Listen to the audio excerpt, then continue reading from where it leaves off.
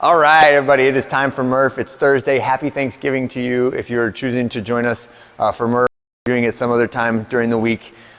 Congratulations. This is a really big body weight benchmark. It is a fun workout that we do as a group. It is appropriate for families to come if you want to bring a friend.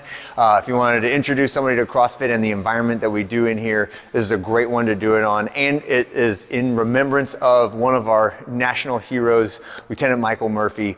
So we do this in remembrance of him, and we do it as a community building day today. So share, encourage, high five, cheer for other people. This is the spirit of CFM. This is what we're all about, is doing these hard physical things, doing them for a good purpose, and doing them in good company, all right? So that's what I would like for you to remember.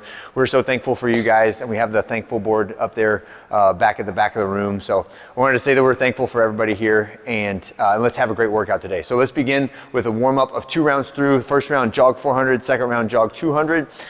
Then do a couple somersaults. So however you do these is fine. I like just your traditional somersault like that. Some people like the log roll. Some people do cartwheels, handstands. Any way you can get upside down and get just a little tiny bit dizzy is really good for your brain, and it helps to wake your body up as well. Next, we're gonna do some hanging stuff. So 10 kips on the first round, and then set up your pull-ups on the second round. So again, the kip is our forward reverse shoulder blade movement. Make sure that your head is moving relative to your arms. So this is not like my legs moving, this is my shoulders moving when I do my kips. And then on the second round, you can set up your pull-ups.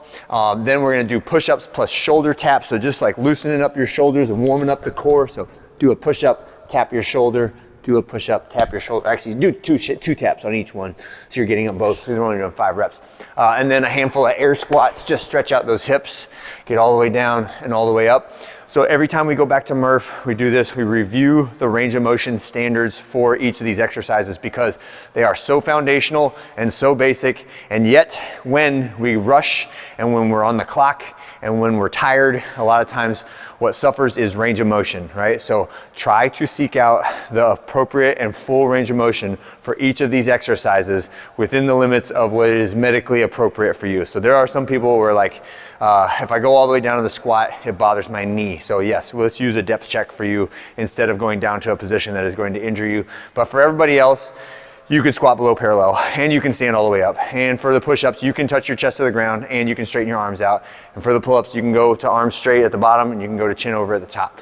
And if it's a strength deficit or a fatigue deficit, change the scaling. Don't change the range of motion, right? Range of motion should be paramount. Technique should be paramount in everything that we do, okay? So for the pull-ups, as I said, it is at the bottom. I want to see elbows straight, ears between the arms. At the top, I want to see your chin clearly above the bar, right?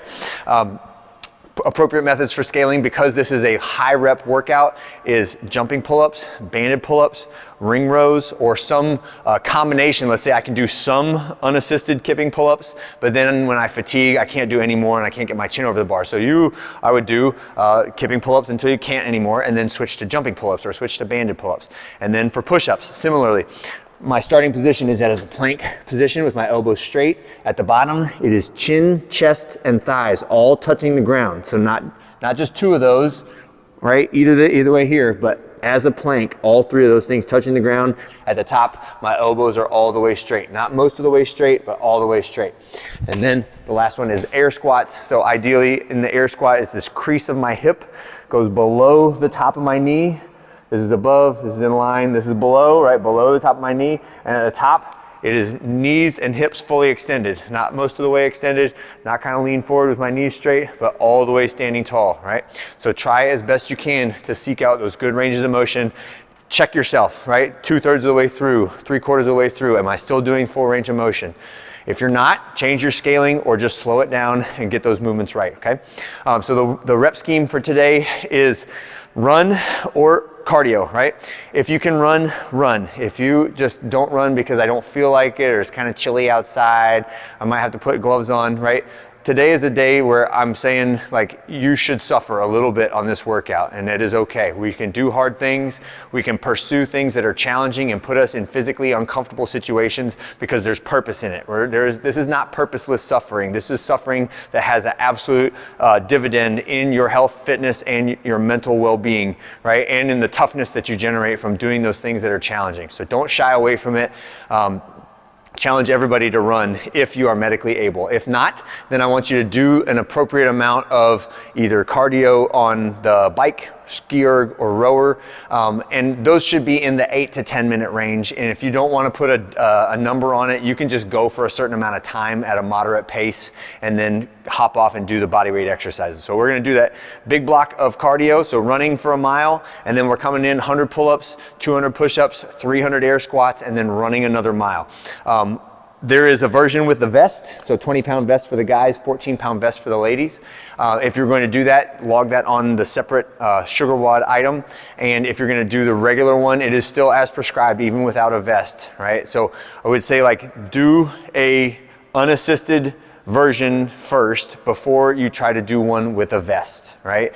I would not say like, oh, do the vest for the squats, but then do banded pull-ups, or do banded pull-ups with a vest on. None of those things make sense, right?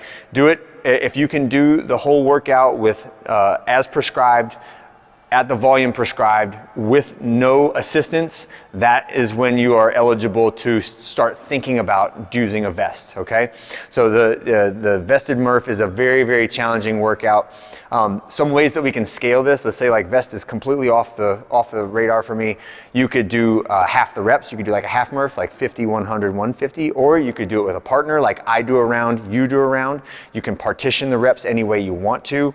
Straight through is the hardest way to do it, where you do all 100 pull-ups, then all 200 push-ups, then all 300 air squats. That is the hardest way to do it. So I would recommend partitioning it up like 5, 10, 15, or 3, 6, 9, and doing and ticking off check marks on a board as you go through it.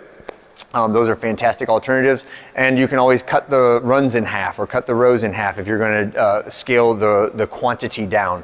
And if you are bringing someone that's new, if you're bringing someone that's never done CrossFit before, then I would recommend, if they have not done this style of training before, that we drastically cut the volume down on this workout, and you can still participate and still be a really good workout, okay? So I think that lays it out pretty well. If you have any questions beforehand, let me know, and enjoy your Thanksgiving day and have a great one. I'll see you guys on Friday.